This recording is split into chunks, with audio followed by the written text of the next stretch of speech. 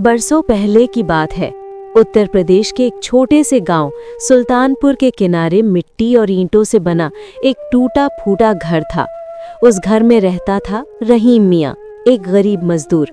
सिर पर सफ़ेद टोपी, चेहरे पर झुर्रियाँ, आंखों में थकान, लेकिन दिल में बस एक ही उम्मीद, मेरी बेटी फातिमा एक दिन खुश रहे। फातिमा उसकी इकलौती बेटी थी, उसकी जिंदगी की सबसे बड़ी दौलत। उसकी माँ का देहांत तब हो गया था जब फातिमा सिर्फ 5 साल की थी। रहीम ने उसे गोद में उठाया, आंसुओं से भीगा चेहरा उसके छोटे से माथे पर टिकाया और खुद से वादा किया, अब ये बच्चे ही मेरी दुनिया है, अब इस पर कोई आंसू नहीं आएगा। समय बीतता गया। रहीम दिन रात मेहनत करता, कभी ईंट ढोता, कभी खेतों में काम करता, और फातिमा बड़ी होती गई, मासूम लेकिन समझदार।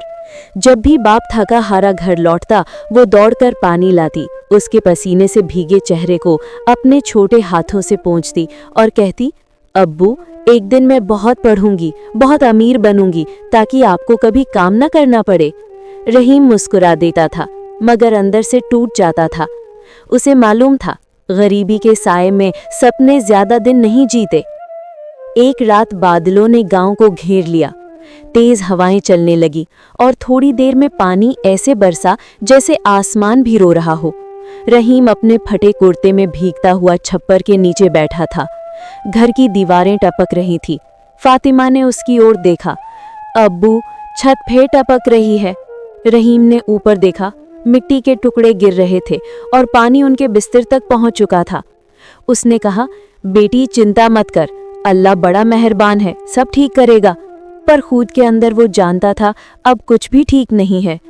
सुबह जब सूरज निकला तो रहीम के पास सिर्फ 27 रुपए थे। उसी से उसे आटा, नमक और स्कूल की फीस भरनी थी। वो सोचता रहा, पहले स्कूल की फीस दूं या पेट भरूं। वो स्कूल पहुंचा, फातिमा की फीस भरने की कोशिश की, लेकिन मास्टर साहब ने कहा, रहीम मियाँ, ये स्कूल कोई चैरिटी नहीं है, अगर अगले महीने तक फीस नहीं दी तो बच्ची को निकाल देंगे।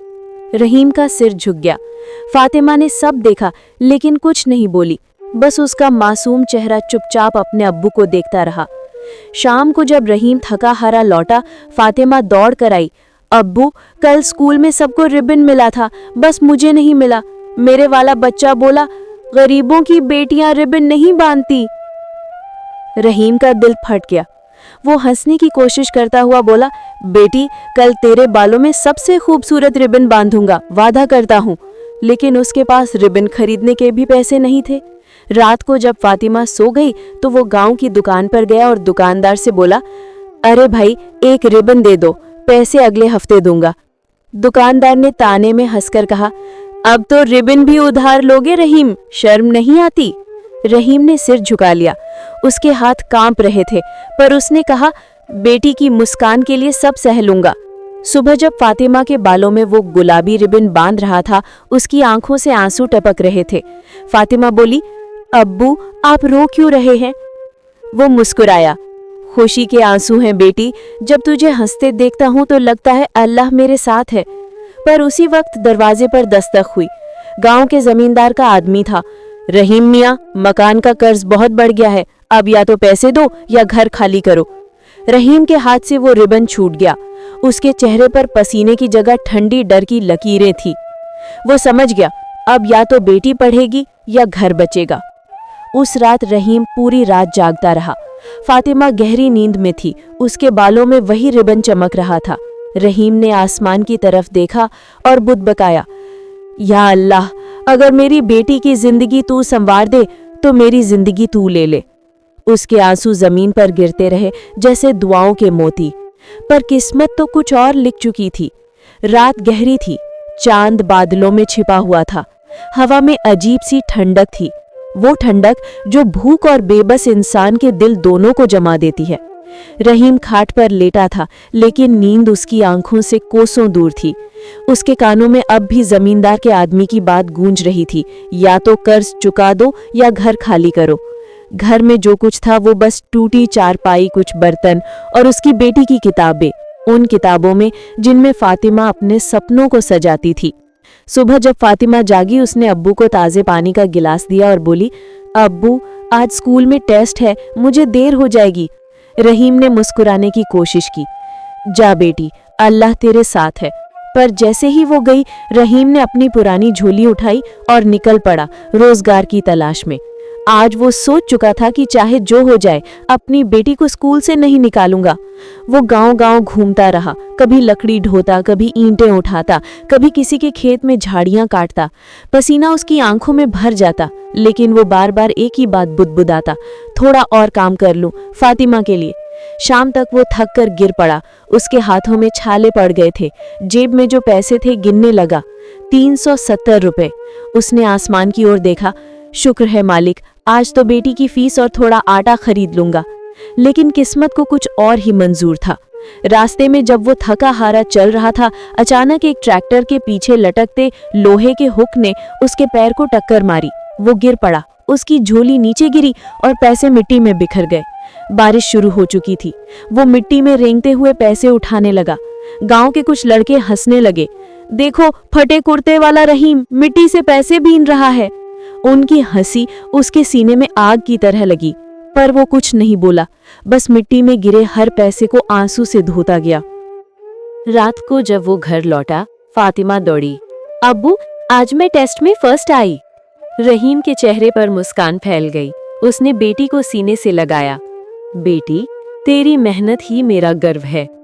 फातिमा बोली, मास्टर साहब ने कहा है कि अगर मैं ऐसे ही पढ़ती रही तो मुझे शहर के स्कूल में दाखिला मिल सकता है। रहीम के हाथ कांप गए।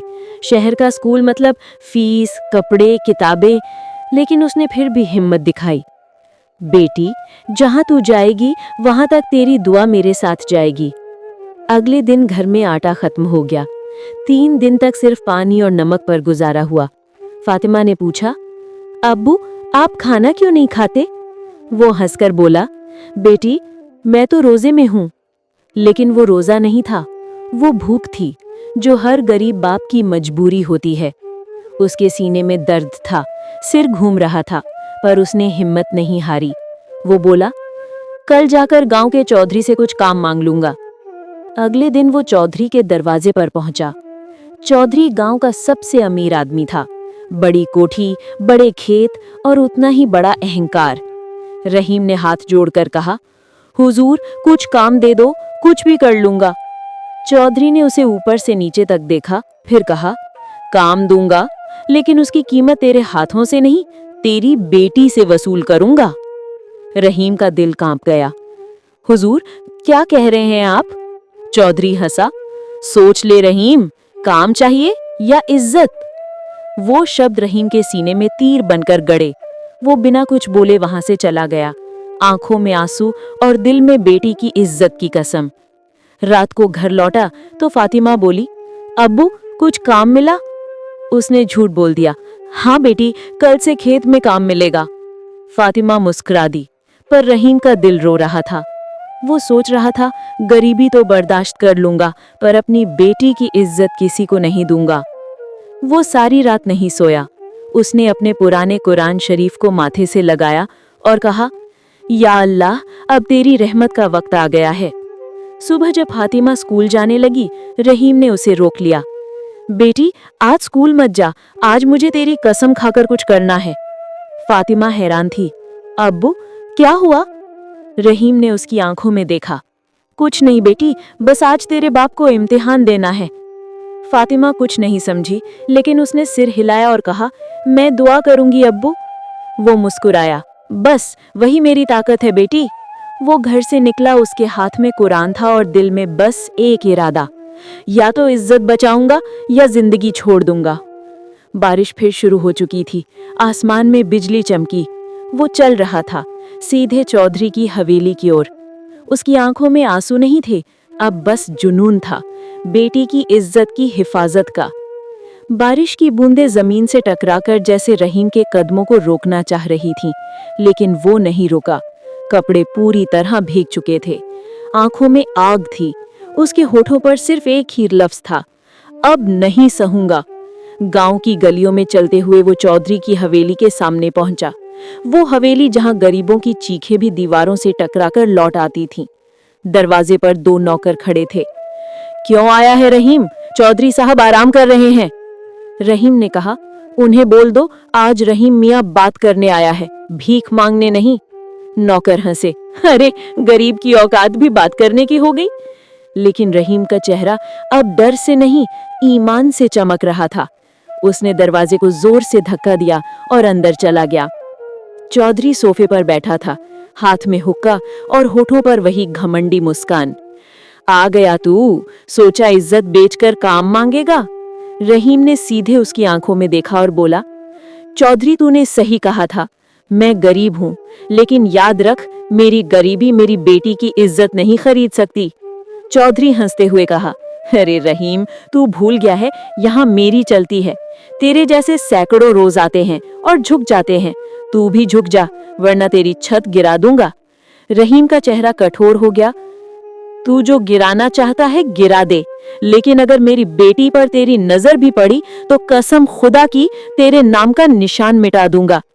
चौधरी ने ताने से कहा, तो मुझसे लड़ाई करेगा?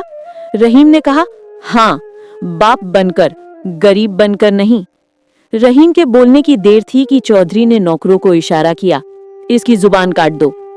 दोनों नौकर दौड़े, पर रहीम ने पास रखी लकड़ी उठाई और दहाड़ा, किसी ने मेरी बेटी का नाम लिया तो जान ले लूंगा।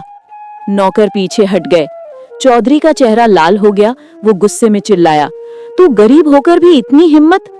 रहीम ने कहा, गरीब आदमी तब तक चुप रहता है जब तक उसकी बेटी पर कोई बात ना आए। हवेली में सन्नाटा छा गया। रहीम की आंखों में आंसू थे, लेकिन आवाज में तूफान। वो बोला, आज तूने मेरे जैसे बाप की हिम्मत देख ली चौधरी, अब गांव में कोई गरीब बाप सिर नहीं झुकाएगा। इतना कहकर वो बाहर चला गया, भीगा हुआ लेकिन अपनी बेटी की इज्जत बचाकर। घर जाने लगा। रात गहरी थी। फातिमा दरवाजे पर खड़ी थी, आंखों में बेचैनी। जैसे ही उसने अपने अब्बू को देखा, वो दौड़ी और गले लग गई। अब्बू आप ठीक हैं? रहीम ने उसके सिर पर हाथ रखा।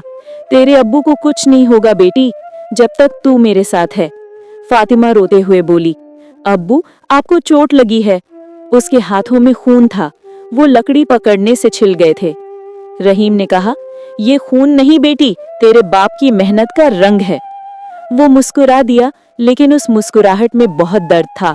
सुबह जब फातिमा उठी, देखा अब्बू खेतों में जा चुके हैं। वो दौड़कर पहुंची। अब्बू आप इतनी जल्दी क्यों आ गए? रहीम बोला, क्योंकि अब मुझे तेरे लिए लड़ाई जीतनी है।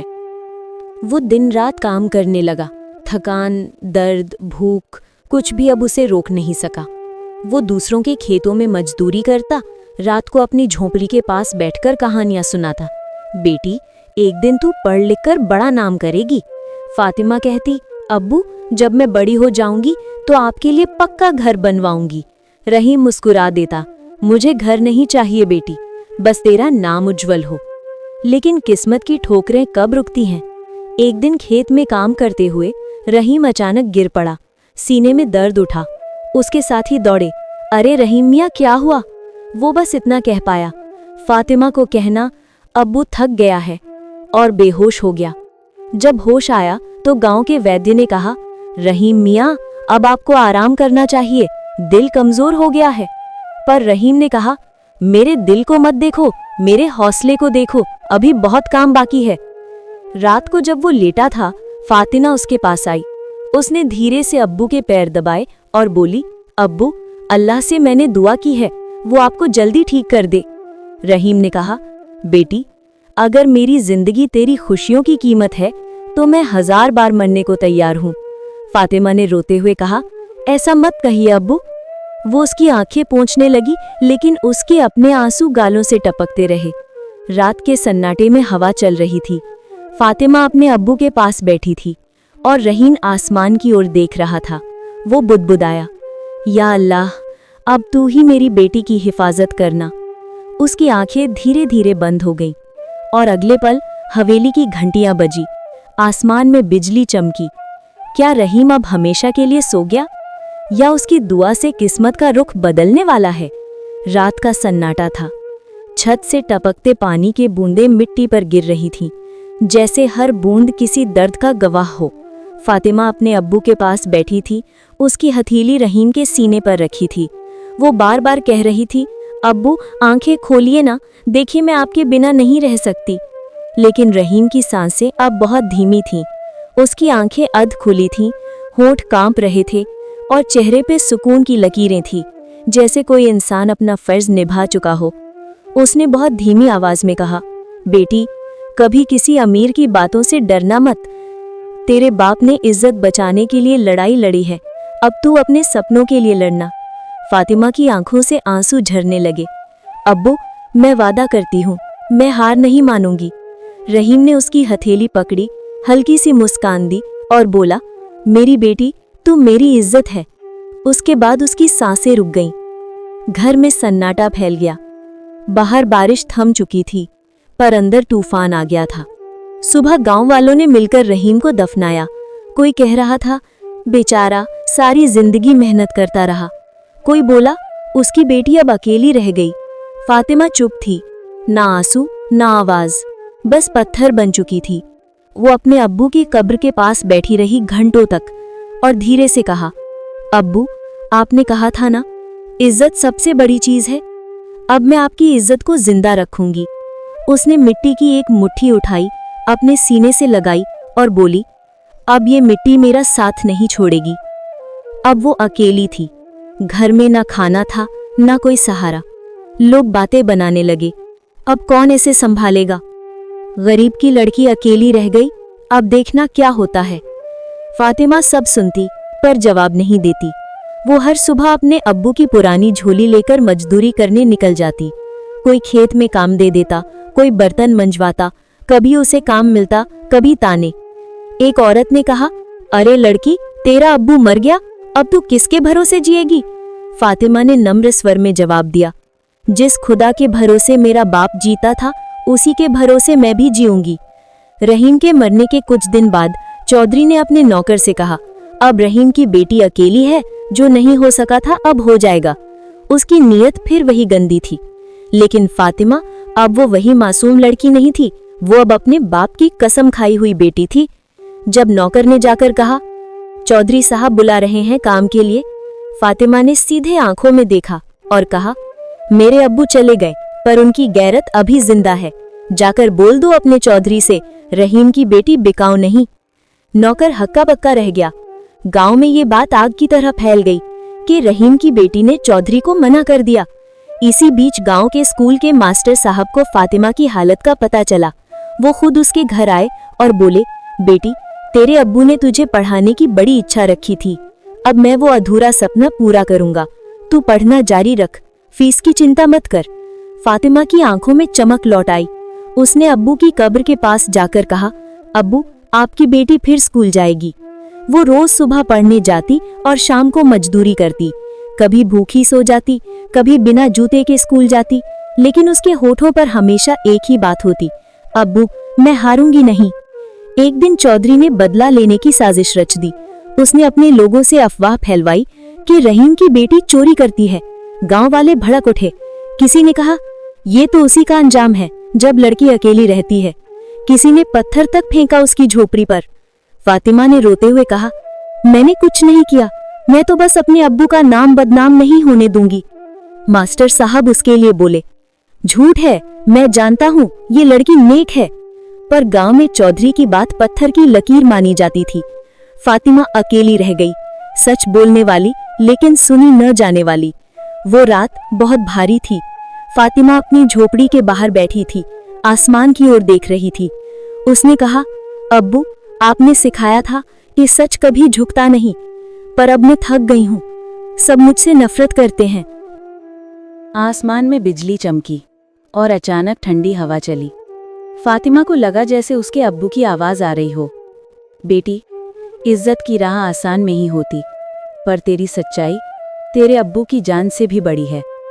वो रोने लगी और फिर अपने आंसू पोंछकर बोली, नहीं अब्बू, मैं अब नहीं टूटूंगी, मैं लड़ूंगी जब तक आपका नाम रोशन ना कर दूं। अगली सुबह उसने मास्टर साहब से कहा, गांव के बच्चों को मैं पढ़ाना चाहती हूँ। अगर मैं दूसरों को पढ़ाऊंगी तो अपनी गरीबी को हरा दूंगी। मास्टर साहब ने खुशी से कहा, तू सही राह पर है बेटी, यही तेरे अब्बू की जीत है। धीरे धीरे उसने बच्चों को पढ़ाना शुरू किया। उसकी झोपड़ी अब एक छोटा सा स्कूल बन गई, गांव के लोग जो कभी ताने देते थे अब अपने बच्चों को वही भेजने लगे। चौधरी का झूठा इल्जाम अब लोगों को झूठ लगने लगा। वो अब फातिमा से डरने लगा क्योंकि उसकी सच्चाई गांव की ताकत बन गई थी। शाम को फातिमा अपने अब्बू की कब्र के पास गई। हवा में वही सुकून था जो उसके बाप की आवाज में हुआ करता था। उसने मिट्टी पर हाथ रखा और कहा, अब्बू, आपकी इज्जत को जिंदा रख लिया मैंने। आसमान में हल्की सी हवा चली, जैसे किसी ने उसे आशीर्वाद दिया हो, और फातिमा के चेहरे पर पहली बार मुस्कान आई।